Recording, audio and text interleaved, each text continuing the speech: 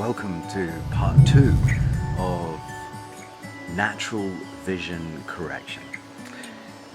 So I talked a little bit in the first part about establishing a belief.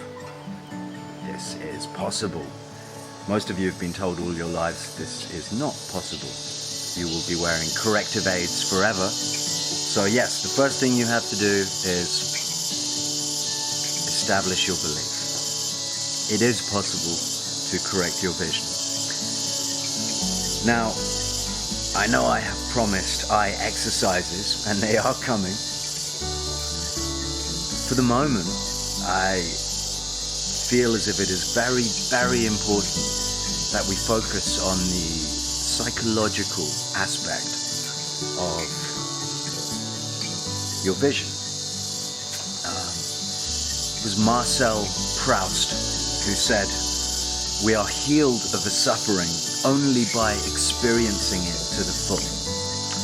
And for all of us with defective vision, we have experienced some kind of suffering. Some of us can remember what that is, some of us can't. It's been buried so deep, but ultimately we need to address that to fix our vision permanently. We can fix it temporarily through eye exercises, but we must address the core, the root of the problem. And when we remove our corrected lenses, a lot of the emotions, the feelings from our childhood mostly, or from whenever our vision went wrong, come back to us. And it can be a very intense experience, those feelings. So the glasses that you've been wearing, the contact lenses, have been preventing you from addressing this issue. Essentially, when you put them on, you're hiding. You're hiding from something that your body is telling you requires attention. So attention we must give it. Now, to evolve and to really heal, we must begin to see the world as a child again. Sounds a bit strange, but the innocence that they see the world with is what we're trying to get back to. Ego-free, in the moment. No yesterday, no tomorrow, just now.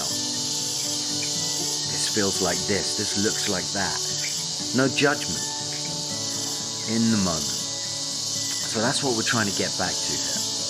So I've divided this film into 5 steps. 5 steps. And I suggest you get your notepad at the ready. Mine is here. Ta-da!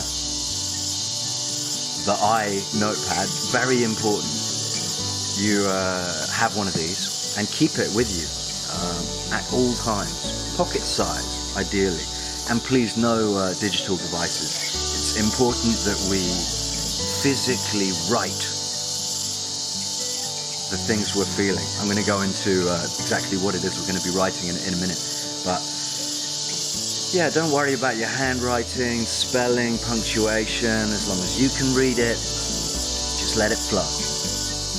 Let it flow with your hand. There have been studies done to prove that this technique of physically writing what you're feeling can help move on from those feelings. Okay, by the way, I'm reading from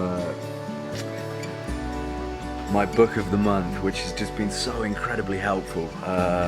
So I'm taking a lot of what I'm telling you now from this book. I'm trying to simplify it as much as possible to keep this video short, but that's what's going on here. So, writing your vision history. This is important. Let us begin with our notepads by writing our vision history. So I'm just going to read directly from the book at this stage. Your vision history is an account of everything that you feel, remember, or know about your relationship to your vision up to now. It can start with your earliest visual memories and move on to describe the events that occurred around or just before the time you got your first pair of glasses. What feelings did you have about those events? How did you react to those feelings? If you can't remember, don't worry, we're going to look at that in the next stage. Can you remember each time your prescription changed? What happened in your life each time your vision seemed to get worse? If you're an adult, you've probably had more eye exams than you can count. What have your experiences and feelings been about eye doctors and eye exams? How do you feel about wearing glasses in general? Has it changed over the years? How long do you wear your glasses each day? Do you wear them for activities or selectively? How do you feel about your vision in general? Is it a source of pride, shame, or any other strong feelings? Okay, so that's step one. Get your book, write that down. You don't have to spend too long on it, but just go through some of those questions and access the feelings that you get from answering those questions. Write them down honestly. No one else is going to read them except you. And one other point. Don't reread them straight away. Just write them down and then let it go. We're going to review our notepads towards the end of the 60 days, but for now, it's not important to dwell on them. You need to write these feelings down without judging them, and by reading them over at this stage can create feelings of this is good, this is bad. Irrelevant. They're just feelings. Acknowledge them, write them down, let them go. Do not judge them or even reread them at this stage.